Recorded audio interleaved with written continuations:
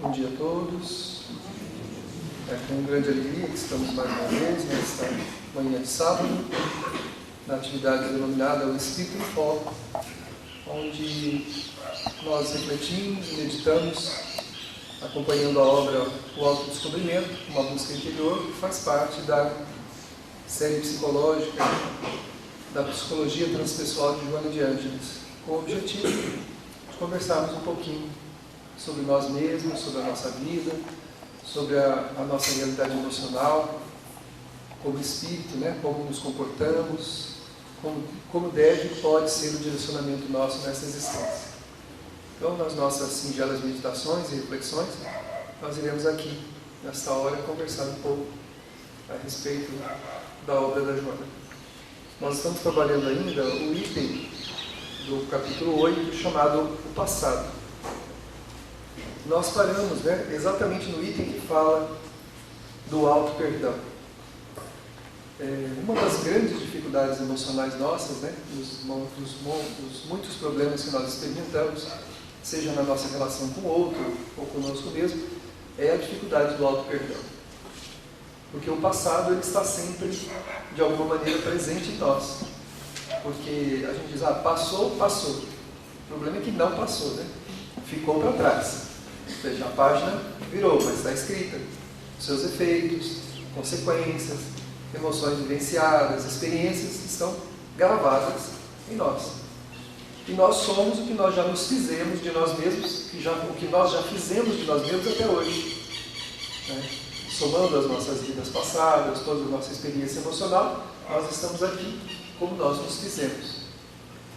Por isso, lamentar de Deus, ou reclamar contra o outro, ou blasfemar contra a vida é um contrassenso nosso, porque toda a experiência que nós vivenciamos legou-nos essa herança, que é o nosso mundo emocional, aquilo que se passa na nossa natureza, mas também tudo aquilo que está à nossa volta, com quem estamos convivendo, como estamos convivendo, o que estamos sentindo, tudo isso é produto das experiências vivenciadas por nós nas muitas vidas.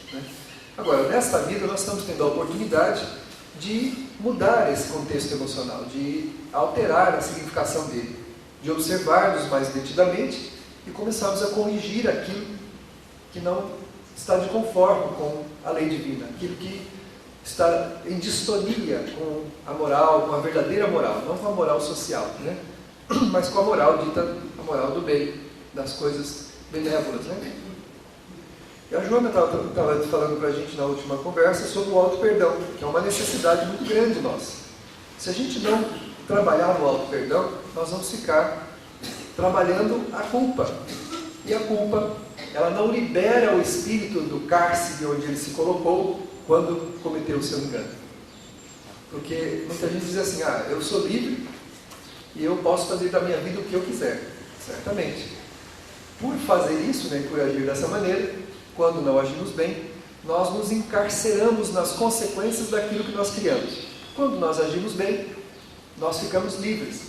Porque o bem, assim como o amor, que é o amor em movimento, ele dá liberdade ao espírito. Deixa livre os outros e deixa livre a gente também.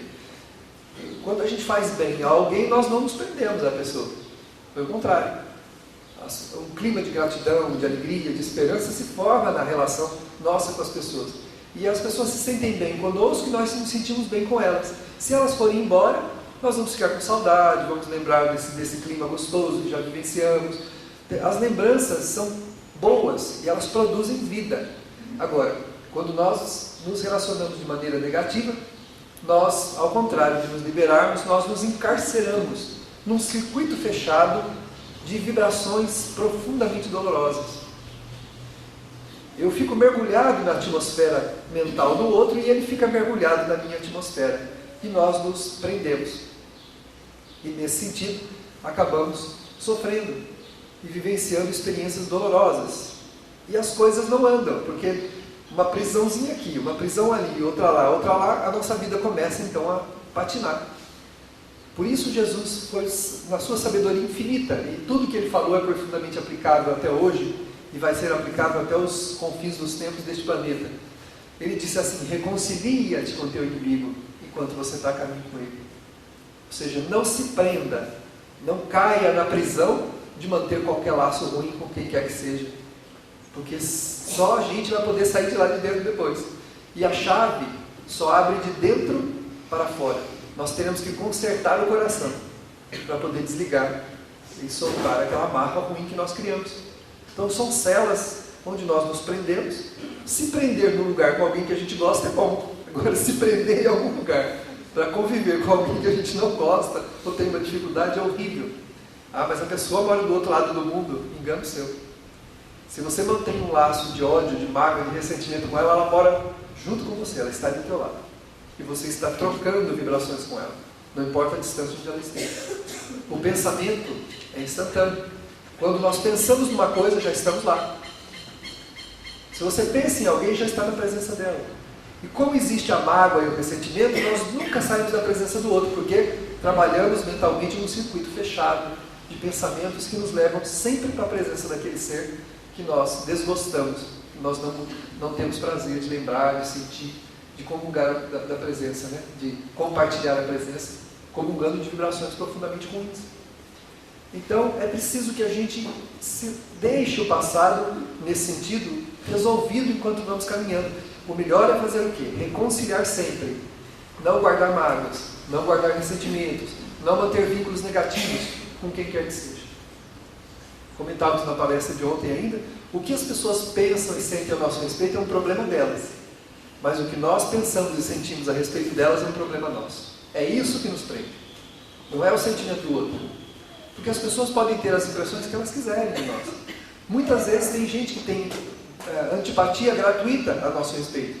A gente nunca nem conversou com a pessoa, ou pouquíssimas vezes que nos relacionamos, a pessoa tem uma impressão ruim. Isso é um problema dela.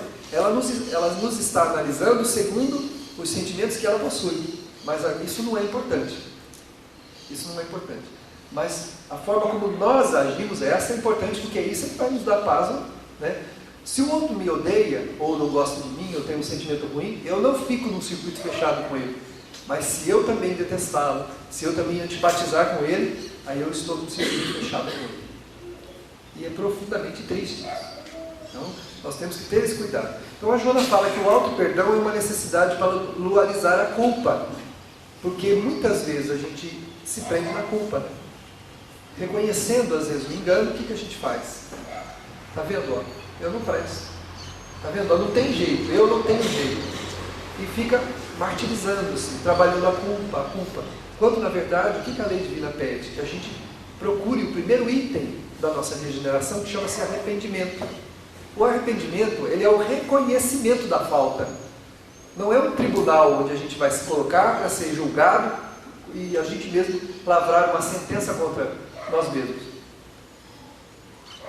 Jesus disse, nenhuma das ovelhas do meu pai vai se perder. Então todo mundo tem jeito, né? Até a gente tem jeito, né? Então quando a gente tem uma visão pessimista das pessoas, não tem jeito, fulano não tem jeito, não vai mudar nunca. Temporariamente não tem, mas daqui a um pouco vai ter. Ter essa capacidade de olhar com singeleza para tudo é o nosso maior desafio, né? E é dar-se a oportunidade, se for possível, de reparar o prejuízo. Se nós descobrirmos que é possível, a gente corrigiu o que a gente fez, a gente deve fazê-lo. Se não for, procurar nos envolver em um clima de tranquilidade, de harmonia, aguardando que o tempo nos coloque, novamente, uma oportunidade de nos reconciliarmos com a pessoa. Mas nós não podemos oferecer obstáculo à reconciliação. E a primeira reconciliação que nós temos que fazer é conosco mesmo, que é o auto-perdão. O que eu fiz está errado, não está certo.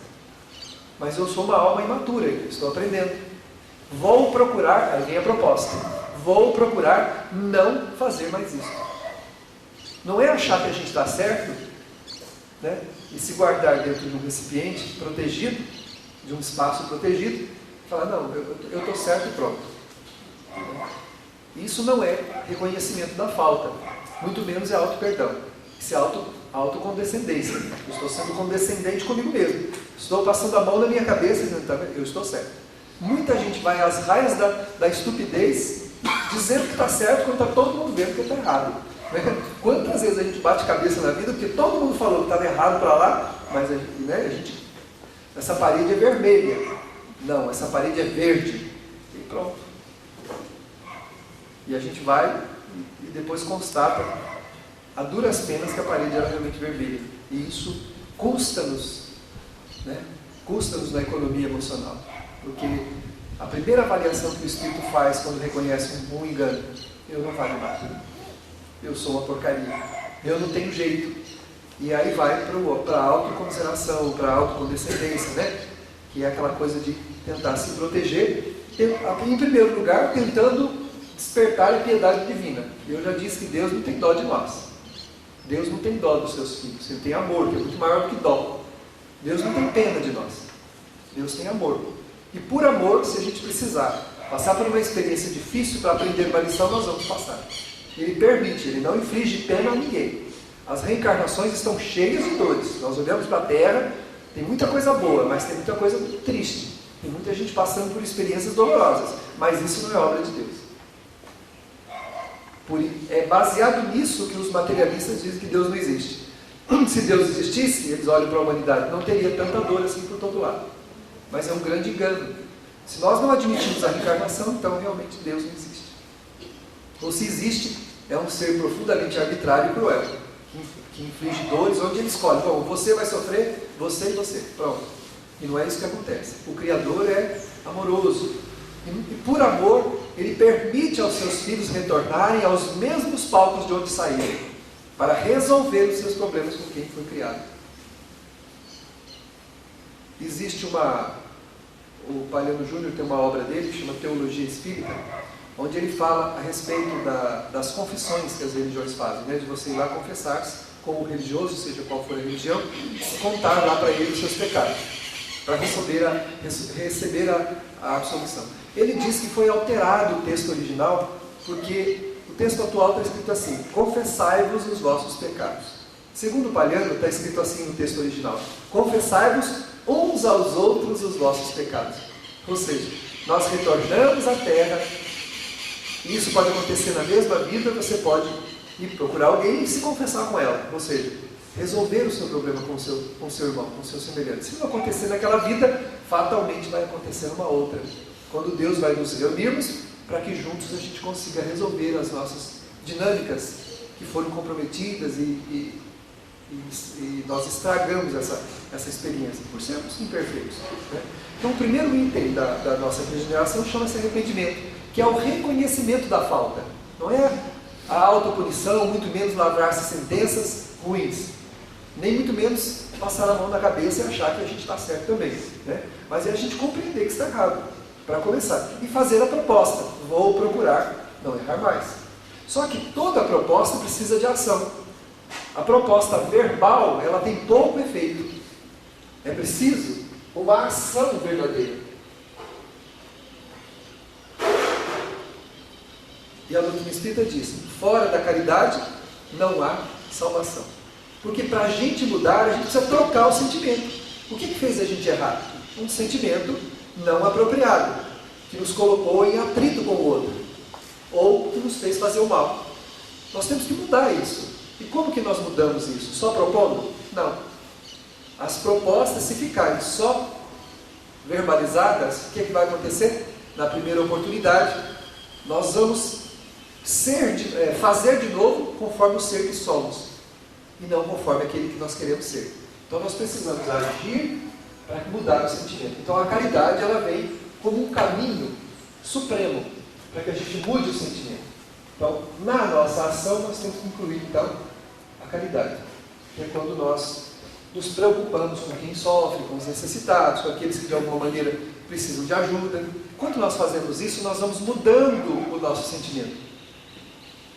E aí vai ficando mais difícil da gente errar novamente. Porque a gente vai agir para com as pessoas, para com o mundo, com os sentimentos que tem. Se eu mudo os meus sentimentos, naturalmente vou agir para com as pessoas com sentimentos novos, renovados, não é? Acho que vocês já falaram isso muitas vezes, né, e a gente já ouviu isso também. Uma pessoa dizia assim: olha, se isso tivesse acontecido comigo há 10 anos atrás, eu não sei o que eu faria. Mas hoje, não estou dando muita importância mais para isso. A pessoa envelheceu, né? Ficou velho, né? Não, não é questão de ficar velho, não. Amadureceu, não. Tem gente que envelhece e não amadurece. O que aconteceu? Nós nos transformamos sem perceber. Nós ganhamos sentimentos novos sem perceber. A nossa mudança, o nosso comportamento, a nossa forma de se comportar, fez com que o nosso sentimento se modificasse. Então, é o sentimento novo que está nos dando aquele comportamento novo. Não é o tempo que passou. Porque tem gente que tem 100 anos e um menininho de 5 anos tem mais juízo e tem muitas vezes mais maturidade que o outro que tem 100 anos. E o contrário também, né? Aquele que o tempo passa e ele renova o sentimento. A gente, embora não tenha tempo de fazer isso, mas quem assiste novelas, nas novelas tem sempre uma megera, né? Tem sempre alguém que mexe, atazana, né, a vida de todo mundo. E aí a gente percebe, pode ser uma megera nova, como pode ser também uma megera já com a sua cabeça andando. Mas, de qualquer forma, o perfil desses espíritos é a dureza. A gente percebe lá que são, os atores, eles expressam a dureza, né? A dureza do sentimento. São pessoas inacessíveis, duras, frias. E geralmente eles contam experiências dolorosas que tiveram na vida para se tornarem aquilo. São pessoas que dá a impressão que eles estão se vingando da vida, né? Se vingando da vida, sendo duros, maltratando todo mundo e fazendo mal. Mas é um grande engano nosso. Se a gente não for se modificando, a primeira vítima da não modificação somos nós mesmos. Porque tudo, né? Tudo que nós fizermos, se nós não tivermos sentimentos apropriados para lidar com a experiência da vida, nós vamos sofrer ou vamos retirar da experiência muito amargor e um substrato nada bom, que nós vamos acondicionar nas dispensas da nossa alma e aquilo vai nos influenciar pela vida inteira. Por isso, o capítulo anterior falava da reciclagem do subconsciente, da gente não ir guardando, né? A gente não ir guardando aquelas experiências ruins e dolorosas. Né? O que os amiguinhos têm hoje? O Claudio vai lá perguntar para eles o que está acontecendo lá. Eu acho que alguém estacionou em cima de algum ninho deles lá. Só pode ser. Estão bravos. Logo depois, né? Do que a gente trabalhou o auto-perdão, faz-se inadiável trabalhar a culpa, corrigir o ressentimento, caso se haja sido vítima ou algoz. Se a gente foi vítima, trabalhar o direito do outro agir como ele quer agir, que é o que o Chico faz. Esse é o grande exemplo do Chico para todos nós. De deixar os outros serem como eles quiserem ser. Se eles nos prejudicaram, dar o direito à pessoa de pensar e sentir o que ela quer. Não quer dizer que em uma contenda, em uma dificuldade material, a gente não pode se defender. Pode. Mas atacar e se vingar, jamais. Está no Evangelho segundo o Espiritismo. Né? A defesa é um direito nosso, mas a vingança não. Muitas vezes, dizendo que estamos nos defendendo, nós nos vingamos dos outros. Porque movimentamos ações que prejudicam aquele que nos prejudicou também. Nós falamos mal da pessoa, nós criamos um clima difícil para ela conviver. Se puder, conspiramos contra ela.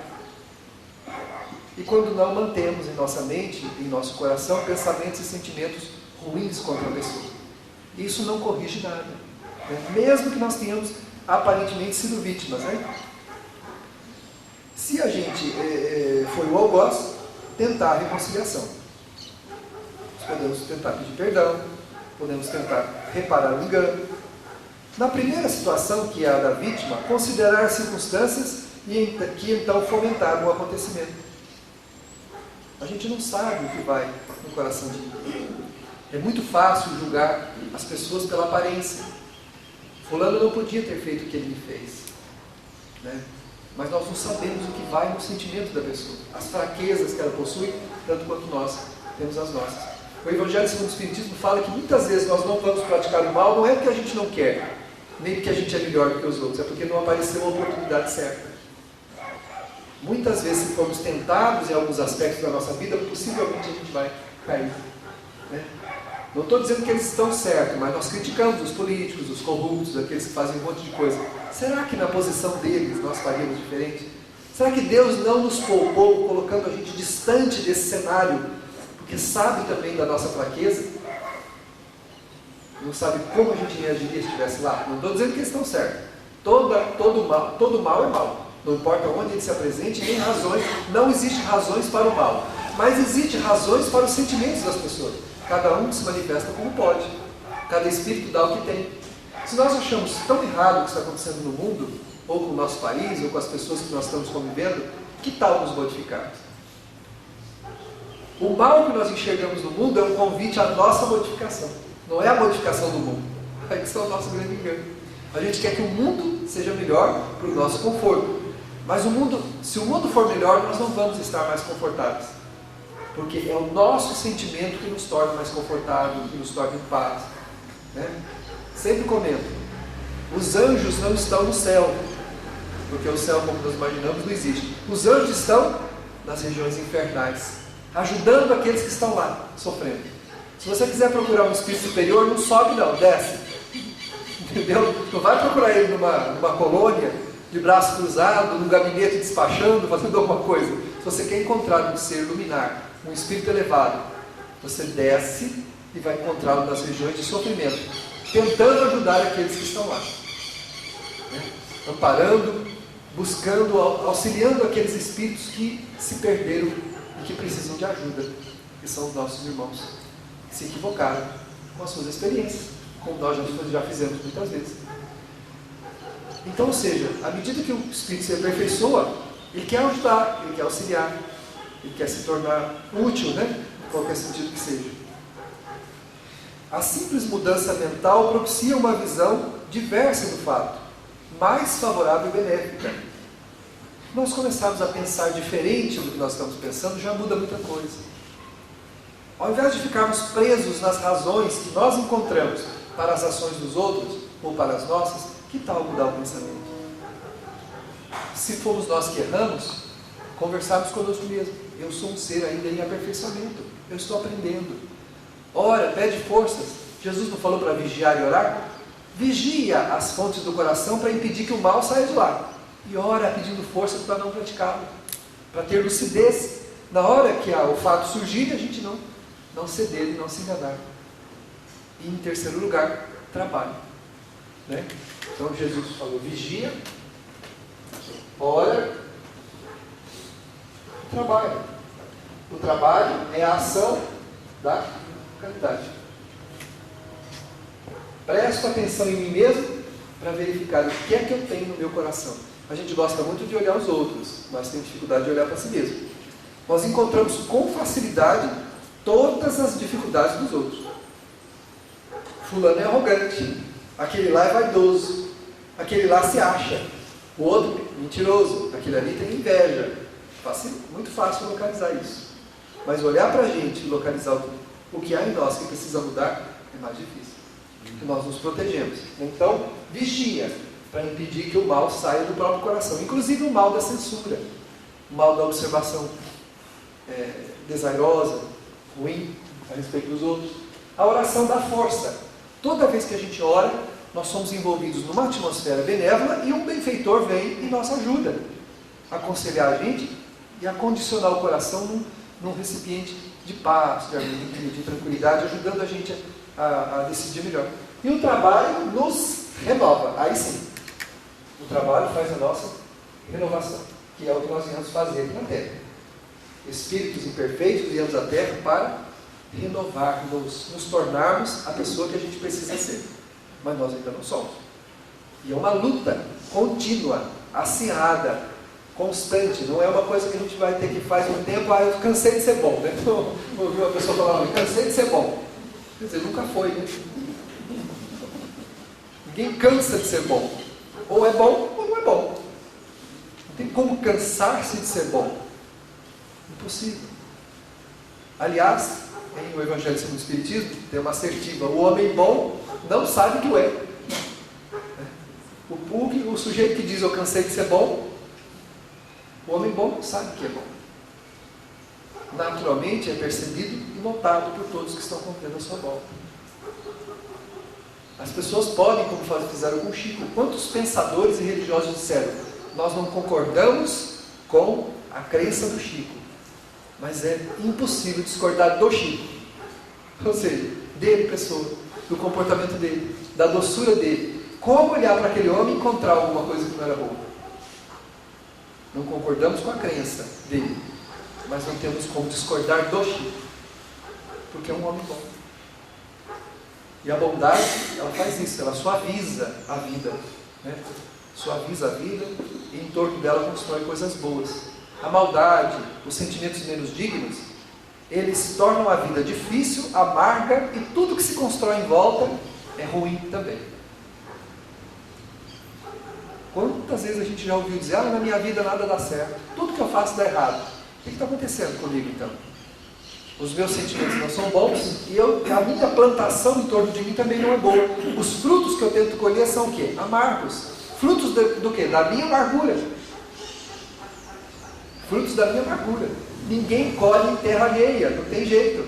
Por isso não adianta querer encontrar uma pessoa para ser feliz, não adianta querer ganhar dinheiro para ser feliz, ter saúde para ser feliz, ter isso, ter aquilo, conquistar isso. Isso não traz felicidade nenhuma, traz conforto, traz bem-estar material, momentâneo, mas não traz alegria de alma, porque a alegria de alma é um estado onde o sentimento entra no circuito das considerações, não o que a gente... Então tudo que eu semear, tudo que eu estou sentindo e vivenciando aqui dentro, eu semeio à minha volta. Então, naturalmente, o que eu vou colher?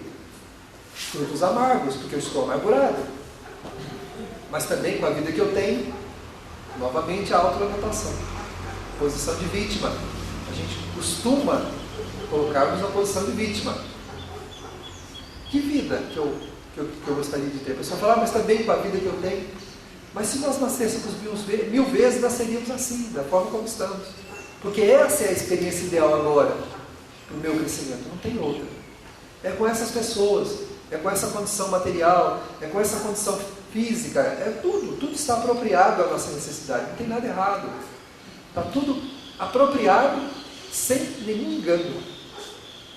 E o que é melhor, não é o que é pior, o que é melhor.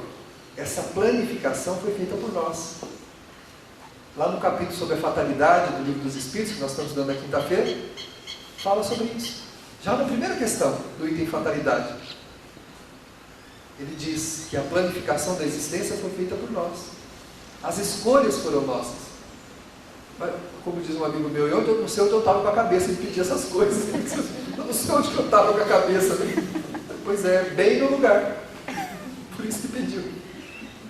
Onde já se viu uma vida dessa? Onde eu estava com a cabeça? É certo que do lado de lá, acho que a gente se superestima, né? Não vou dar conta, né? Não vou conseguir isso, vou conseguir aquilo. Chega aqui, as coisas não são tão fáceis assim. Não é que não são fáceis ou são difíceis. Faltam os sentimentos apropriados para lidar com as experiências. Então a gente, nos enfrentamentos, uma coisa que para um é muito fácil, para o outro é difícil. Um peso, para alguém que tem a condição física apropriada, ideal, é muito fácil de ser carregado. Para o outro que não tem, ele vai ter que arrastar e o outro nem vai conseguir tirar do lugar. Vai ter que fazer uns exercícios para conseguir. E aí já arrasta, o outro já carrega, e é assim. Então, quando a gente fez a planificação lá do outro lado, muitas coisas a gente achou que ia na conta. E Deus permite. Se há uma fresta de luz na experiência do Espírito, nas esperanças, Deus permite que a gente venha para cá para experimentar aquela experiência, para fazer a vida. Na segunda, que é, se nós formos o algoz, né, é necessário o reconhecimento do erro, que eu acabei de falar. E o próximo passo para a recuperação pessoal é o apaziguamento com o ofendido. Pode ser que isso não seja possível. Em algum caso, você vai tentar se reconciliar, a pessoa não aceita. Não tem importância. Se você reconhecer o erro, sabe que realmente cometeu um engano, está errado e quer se reconciliar e a pessoa não aceita, o problema aí fica para ela, não é mais seu. Você sai do circuito fechado de negatividades com ela. Já vi também gente tentar reconciliação com o outro, não consegue, e aí fica pior do que estava. A pessoa fala, está vendo? O que vale a gente se humilhar para ir pedir perdão? Ora, desde quando, se eu estou enganado e pedir perdão para o meu semelhante, é humilhação, é um dever meu. Se eu errei, se ele errou, é um dever dele se reconciliar comigo, mas isso é um problema dele. Mas se eu errei, é um dever meu me reconciliar com ele. Não é humilhante não ouvir um não dele. Faz parte da colheita do que eu plantei. Paciência. O irmão José, no livro Vigiai e Orai, né, tem esse título aqui, ele fala, se aquele com quem você se enganou aceita as tuas desculpas, ótimo, abraço e recomece. Se ele não aceita, prossiga, renovando-se a cada dia. Porque para cada um de nós existe um tempo para plantar e um tempo para colher. Ou seja, aquele que acha que ele não pode dar o perdão quando alguém se enganou com ele, vai ter a oportunidade de sofrer na pele, às vezes a mesma coisa. De tentar pedir perdão a alguém, e esse alguém também não queria se reconciliar com ele. Há tempo de plantar e há tempo de colher. Né? Nós não temos o direito de oferecer obstáculos à reconciliação. Isso está no Evangelho segundo o Espiritismo. É um dever nosso reconciliarmos com as pessoas. Agora, se o outro não aceita, a gente recua e procede tendo em nosso coração a conta de um ser querido que no momento não pode nos compreender. Como nós também poderíamos enfrentar a mesma coisa. Estarmos às voltas com alguém que a gente também tem a dificuldade de perdoar. Alguém que cometeu para conosco um ato grave e esta pessoa, né, a gente chega com ela e a gente não tem condição naquele momento de conviver. Então nós precisamos nos fortalecer porque pode acontecer conosco. A mesma coisa. A minha mãe conta a história da família dela, de uma senhora que o marido a traiu e ela tinha uns filhos pequenos. E ela foi embora. Ele foi embora com a amante. Passou muitos anos mesmo. Ela criou todos os filhos, eles cresceram, eles já estavam mais velhos, tinham filhos, já netos. Quando um dia toca a campainha da casa dela, ela vai atender, adivinha quem estava no portão, carregando um saco de farinha com alguns apetrechos. O marido foi embora, pedindo para ela perdão e se ela permitir que ele voltasse para casa. Não na condição de marido, que ela não aceitasse um cômodo no fundo, em algum lugar ali, só para ele ficar perto da família e ficar perto dos filhos. Porque a outra pessoa fez com ele a mesma coisa que ele fez com ela. E jogou ele na rua, e ele não tinha mais agora a quem recorrer. E ele disse a ela, ele tem mais um agravante. Eu estou doente e preciso de ajuda, preciso de tratamento. Ela pediu que ele esperasse lá fora, chamou os filhos disseram que ela não devia aceitá-lo de jeito nenhum. Que eles até ajudariam a arrumar um lugar para ele, em qualquer lugar ali, eles pagariam um cantinho lá para ele e tal, mas em casa não. Aí ela olhou para ele e disse assim, para os filhos, vocês me dão o direito de escolha? Eles falaram, bom, a senhora que sabe. Foi a senhora que foi prejudicada. Nós passamos dificuldades, mas nós não éramos casados com ele. A senhora era. A senhora era a esposa. Aí ela disse assim, então eu vou aceitá-lo. Não como meu marido, mas como alguém que eu posso e devo ajudar. E ela aceitou. Voltou para casa, mora num edícula que ela tem. E ele, por escolha dele, ele se tornou um serviçal da família. Ele faz tudo para todo mundo. Ajuda, ele foi tratado, cuidado, e ele ajuda todo mundo. Ele faz tudo, ele cuida. E os filhos, aos poucos, foram se reaproximando do pai.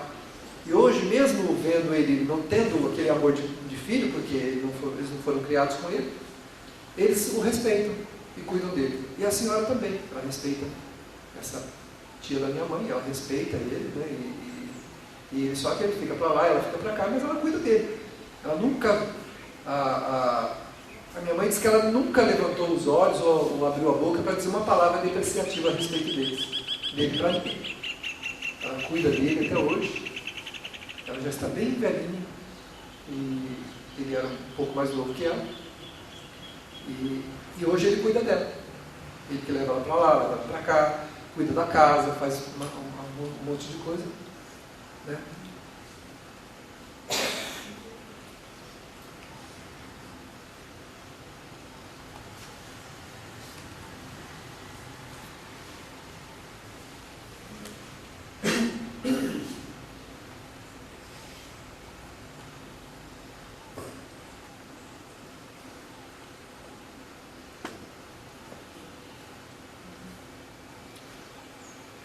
Talvez esse seja, talvez essa seja uma das atitudes mais difíceis de tomarmos nesse mundo, né? Porque a gente até desculpa, a gente até consegue em algum momento considerar que a outra pessoa não estava no bom momento, ela se enganou, né? Mas a gente quer ver longe. Então vai embora, fica bem longe de mim.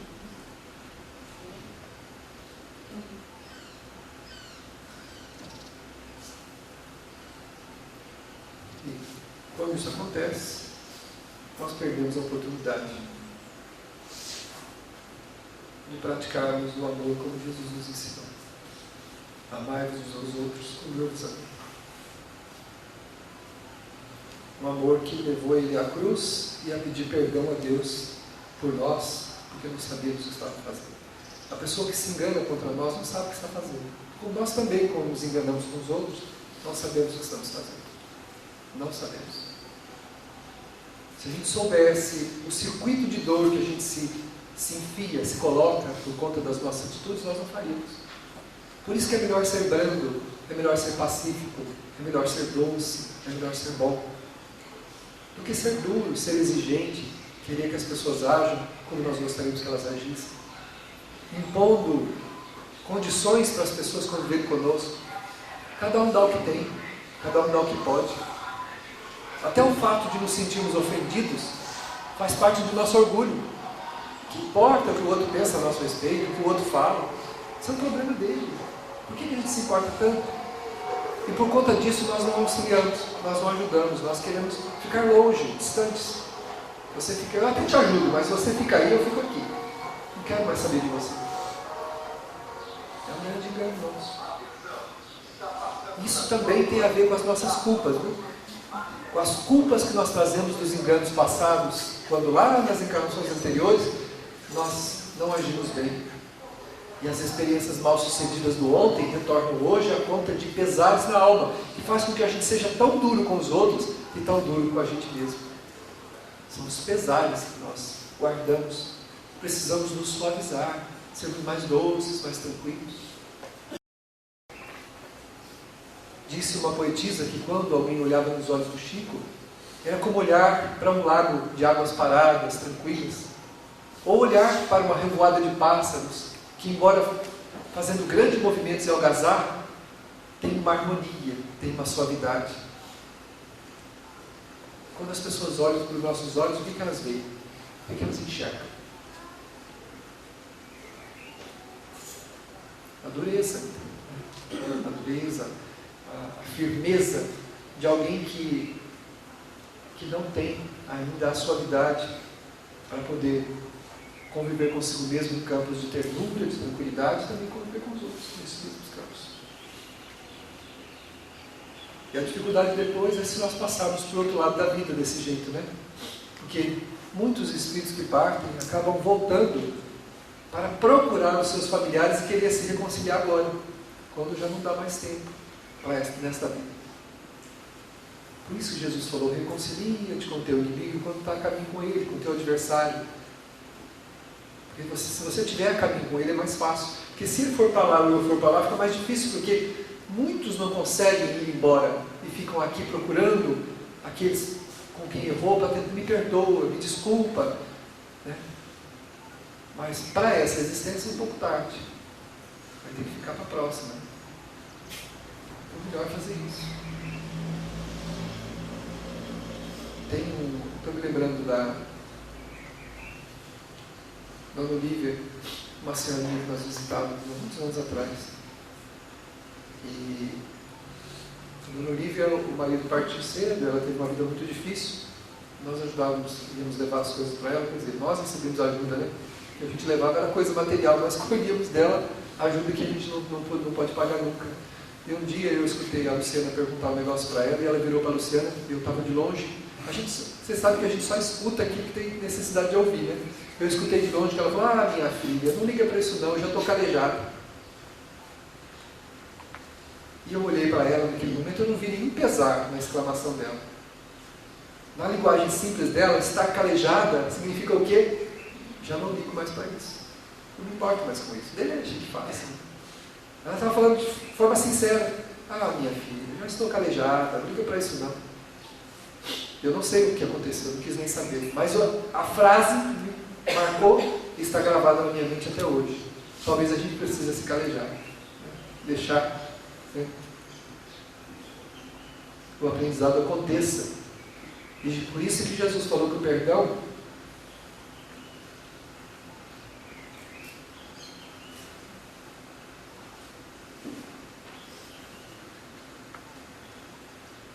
tem que ser exercitado indefinidamente. Senhor, quantas vezes eu tenho que perdoar? Desespero. 7 vezes? Não, Pedro. 70 vezes, 7 vezes. Até calejar mesmo. Até que a gente não sinta mais a ofensa do outro. A regiãozinha ali do pé onde tem o calinho, né? Fica até insensível. Você não percebe mais o couro do sapato ali. A gente precisa se calejar. De maneira que a gente não sinta mais a ofensa. O Chico dizia: ai de mim, renegar os camartelos da vida, as marteladas, né? E chegar na outra vida sem nenhuma cicatriz. Eu me envergonharia muito de ver os verdadeiros discípulos do meu Senhor,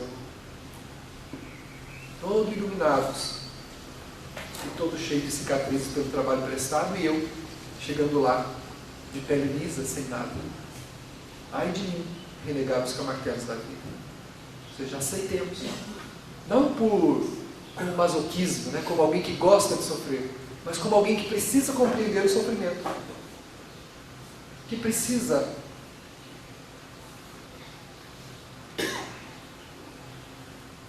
aprender a conviver consigo mesmo para também conviver com o seu semelhante. A nossa maior dificuldade é não entender os nossos próprios sentimentos. Por isso também não conseguimos conviver com os outros. Julgamos, exigimos, queremos que os outros supram aquilo que nos falta.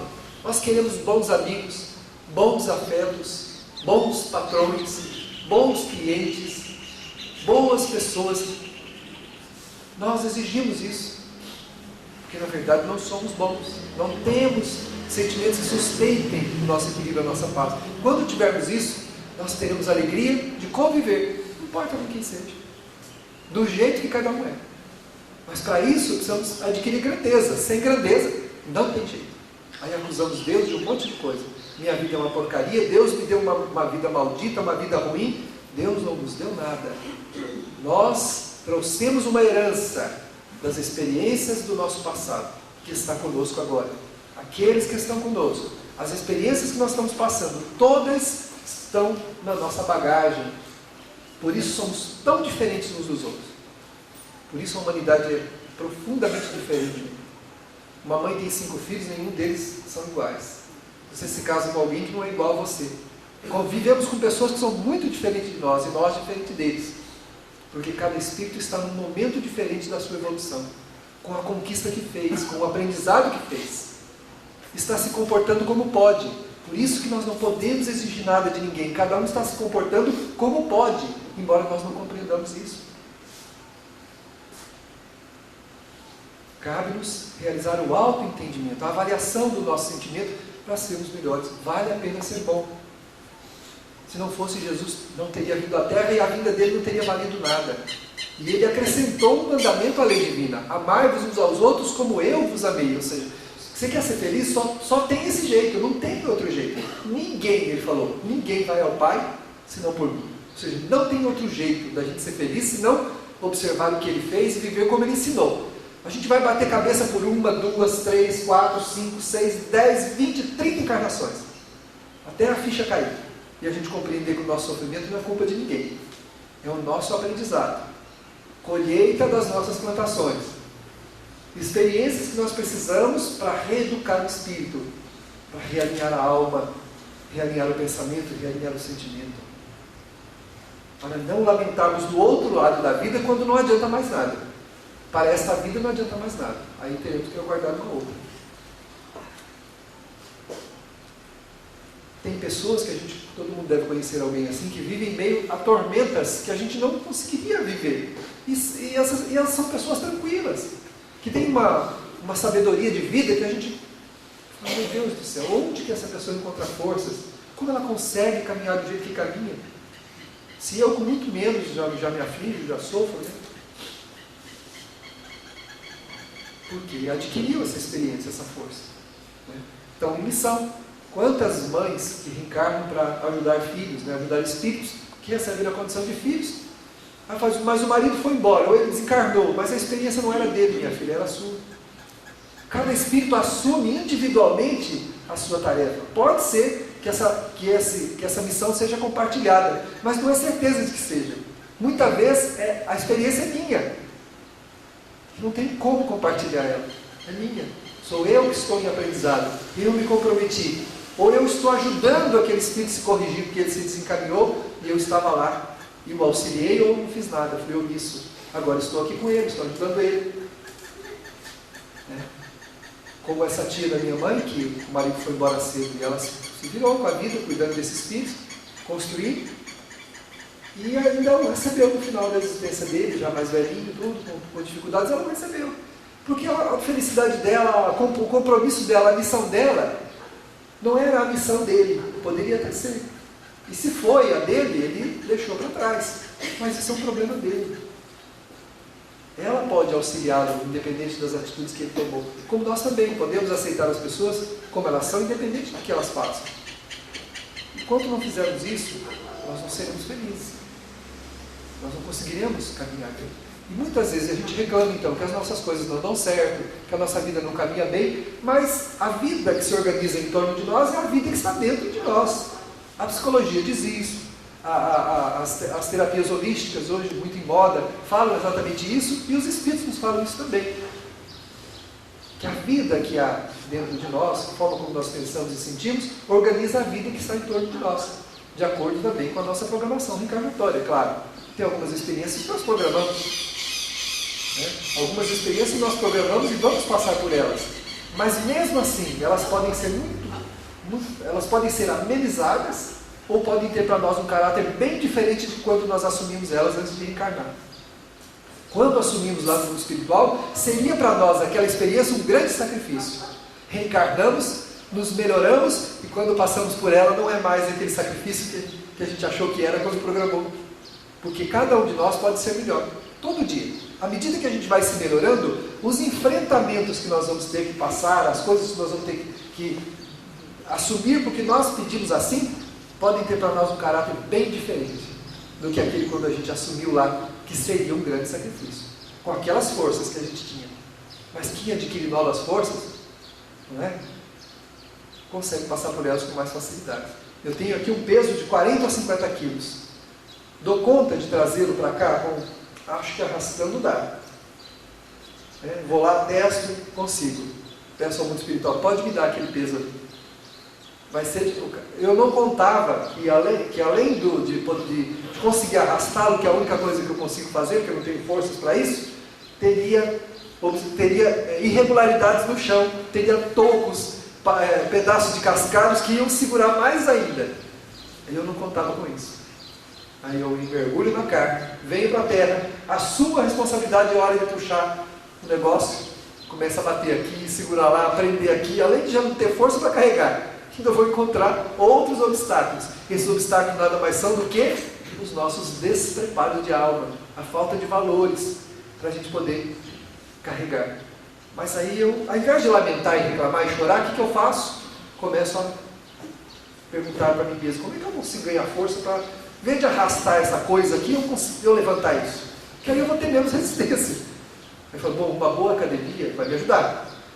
Vou lá, faço exercícios, aí eu chego ali no peso, faço o quê? Jogo ele nas costas e carrego ele para cá. Isso estava no meu programa? Não. Estava no programa trazer aquilo para cá. O peso diminuiu? Não. É os mesmos 50 quilos. O que mudou? Eu me tornei mais forte. É isso que Jesus pede de nós, a cada um segundo as suas obras. As ações ajudam o espírito a se fortalecer para o enfrentamento da sua própria vida.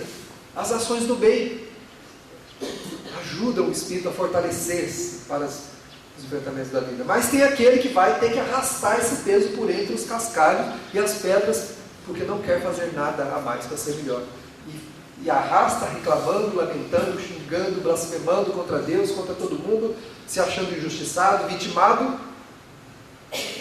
Chega com o peso só no meio do caminho, porque não consegue chegar até lá, abandona. Como esse marido dessa parenta da minha mãe, provavelmente abandonou o peso dele no meio do caminho, a parte dele. Paciência. Ela continuou com a parte dela, arrastou até onde ela pôde. Quando a gente adquire forças através das ações do bem, o peso da experiência programada não tem mais a intensidade que tinha, né? E a gente então passa por elas com mais facilidade. Nós precisamos buscar esse entendimento para a gente conseguir melhorar a nossa caminhada.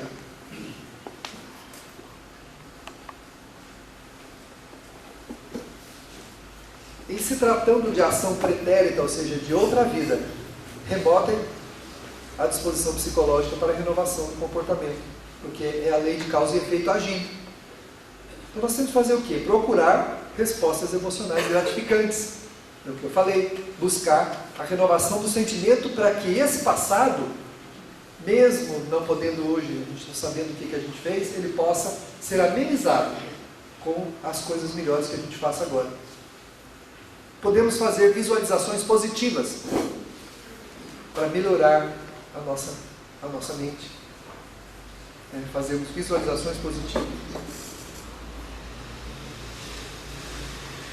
O acontecimento não pode mais ser evitado, porque ficou no passado. Dele nós só podemos tirar o resultado. E temos que trabalhar para não gerar novos agentes prejudiciais. Se nós sentimos que a gente vem de um passado, avaliando a nossa vida, com algumas dificuldades que a gente não pode fazer nada por ela, como a gente percebe que é o passado agindo? Quando alguma coisa vem parar na minha mão que eu não escolhi. Não fui eu que escolhi. Não fui eu que criei aquela situação. E ela vem parar na minha mão, isso quer dizer que é o meu passado agindo. É a lei de causa e efeito agindo. Um acidente, um problema com alguém, uma dificuldade que não depende de mim. Alguma coisa que se abate sobre mim e eu não fiz nada nesta vida para que eu não construí aquela situação. Bom, se eu não construir, só tem uma explicação. Isso é o meu passado vindo no meu presente pedindo retificação. Então ela fala, nesse sentido, com o passado eu não posso fazer nada, mas eu posso evitar agravar isso. Porque se eu não lidar bem com a experiência que eu estou vencendo agora, eu vou fazer o quê? Tarefa abandonada é tarefa adiada. Eu estou adiando o meu processo, para ter que assumir lá na frente. Se eu largar o peso aqui no meio do caminho, eu vou ter que voltar para continuar puxando ele de onde ele está. Né? E alguém que tivesse já poucas forças, que passa por uma doença que coloca ele numa condição de mais fragilidade ainda, como é que vai ser para carregar esse peso? Porque o que acontece com a gente quando a gente vai para as reencarnações futuras com a situação agravada e não temos conseguido caminhar? Nós nos apresentamos debilitados. Então temos que carregar o peso com as mesmas forças, só que agora mais debilitados. E temos que fazer. É a nossa experiência, como nós que pedimos. Né? Aí tem uma pequena historinha que fala, um homem sábio que foi violentamente abalroado por outro na rua, antes de recuperar-se, sofreu grosseira reação verbal do antagonista, que ficou enraivecido. Mantendo-se tranquilo na primeira pausa, disse-lhe, infelizmente não tenho tempo para analisar quem atropelou quem. No entanto, se foi o senhor quem se chocou contra mim, eu o desculpo. Se foi o contrário, peço-lhe desculpas. E em seguida, seguiu adiante, deixando o violento envergonhado de si mesmo. Muitas vezes o que as pessoas mais querem é que a gente brigue com elas. Que a gente entre em atrito. né? Se você tiver um comportamento que frustre, né, esta possibilidade da pessoa, então ela vai recuar. Porque a pessoa que grita com você espera o quê? Que você grite com ela. Isso é uma regra. Todo mundo que chega chutando as coisas, gritando, derrubando, falando impropérios, quer o quê? Quer achar alguém para brigar. Está procurando briga, está procurando encrenca. Se você não revida, se você não entra no clima espiritual dele, o que acontece? Isso chama-se fogo de palha. É algo que se inflama, mas rapidamente, se não colocar mais palha ali, se ninguém colocar mais palha, aquilo tende a diluir. Quando alguém gritar com você, fale baixo. Quanto mais ele gritar, fale mais baixo ainda. Mais baixo, mais baixo, mais baixo. A pessoa vai indo, ela diminui e para. A menina que trabalha comigo lá na secretaria fez isso essa semana. Uma pessoa que chegou lá, que se achou injustiçada lá de uma situação que não tem nada a ver conosco, mas onde ela encontrou para desabafar foi lá. Ela chegou no balcão, já chegou, como diz o caipira, armando o circo, né? Falando tudo que ela achou que ela tinha direito. E a menina que estava lá, acho que estava num bom dia, né? Se fosse a outra, aí a bicha ia pegar. Mas a que atendeu foi tranquila, olhou para ela e falou com tranquilidade, foi ouvida, ela foi abaixando o tom. No final, a mulher começou a chorar. A mulher começou a chorar, e a menina levou ela, botou ela sentada lá, e deu água para ela, tudo, e conversou e tal. É isso que a gente tem que fazer. E se você entrar no circuito da raiva, do desequilíbrio da outra pessoa, o que acontece? Você não colabora com ela, né? E ainda se aflige, se atormenta, e entra em crise, por conta da crise do outro. Então, o homem que foi aqui atropelado, foi abalroado na calçada, né? O que o outro esperava? Que ele levantasse e brigasse. E ele falou, se o senhor me atropelou, eu te peço, eu desculpo. Mas se fui eu que atropelei o senhor, me desculpe. O Divaldo conta uma história semelhante dele. Um brutamontes que lá na Bahia, lá em Salvador, trombou com ele, derrubou ele na rua. E ele levantou e falou assim, muito obrigado, viu? Eu agradeço por ter sido atropelado por um elefante. Ainda brincou com o homem ficou assim, aí o homem começou a rir dele, brincou com ele, começou a dar risada, deu uma mão para ele, disse que tornou um grande amigo dele. Aí o homem falou para ele depois, eu estava procurando alguém para brigar. Saí de casa para encontrar alguém para brigar, para me bater, inclusive. Eu quero achar um cara, mas tudo que ele falou que o homem era tão grande, para achar alguém para bater nele, tinha que ser alguém maior que ele, me encontrar. Mas como que essa criatura queria achar alguém para bater nele desse tamanho? Né? Aí o homem disse que saiu de casa para brigar, que estava muito mal, estava muito aflito, e ele queria achar alguém para brigar. Encontrou o Divaldo. O Divaldo não briga com ninguém, não brigou com ele. E aí ele acabou chorando, acabou conversando, e diluiu aquela raiva, aquele mal, sem precisar brigar. Sem precisar fazer isso. Seria ideal que a vítima compreendesse a situação e desculpasse o agressor. Porém, isso não ocorre. Não é de importância capital. O essencial é o gesto daquele que se arrepende, que se reequilibra e resgata os prejuízos causados. Nós deveríamos compreender a situação de quem nos agride. Mas a gente exige reparação. Né? Isso não ocorre. A gente quer reparação. Fulano tem que pagar o que ele fez. Tem que me devolver o que ele tirou. Né? Isso é o que a gente faz. E quando alguém se arrepende, começa então o seu resgate e o seu reequilíbrio. Né? Mas como diz a Joana, é importante que a gente relembre, né, que a pior de todas as agressões é aquela que nós praticamos contra nós mesmos. E o que faz isso é a falta de valores ainda, que nós ainda não nos dispomos a conquistar. Na existência existe uma oportunidade sublime para desenvolvermos o ser divino que somos. Temos valores adormecidos na alma que necessitam de exercício. Ninguém está aleatoriamente lançado na vida como uma semente que é jogada aos cascalhos sem qualquer sentido. Não. Deus nos situou na vida como deveríamos estar. Se a experiência dolorosa e amarga hoje, ela está preparando um futuro de felicidade e paz amanhã. Nada é tão difícil que não possa ser compreendido. Nenhuma agressão é tão ofensiva assim. que não possa ser compreendida e perdoada. A desculpa coloca o agressor na condição de devedor, mas coloca aquele que desculpou numa condição confortável em si mesmo, porque o mantém em paz. Enquanto gastarmos tempo para ficarmos equacionando a nossa mente e nosso coração a respeito do porquê os outros agiram contra nós como agiram, nós perderemos tempo na caminhada da existência. Não viemos à Terra para fazer isso. Viemos aqui para desenvolver sentimentos melhores. É como se trabalhássemos todos numa mesma gleba, mas a produção será avaliada por pessoa. O ceifeiro apresentará ao seu senhor o valor daquilo que colheu, que será pesado, medido, e a recompensa será na medida dos seus esforços, da sua vontade. Por mais estejamos caminhando entre corações, somos solitários em nossa evolução. Estar em paz é uma escolha. Viver aflito é uma determinação que impomos a nós mesmos, porque desconhecemos a lei de amor. Quem ama se liberta e permanece em paz.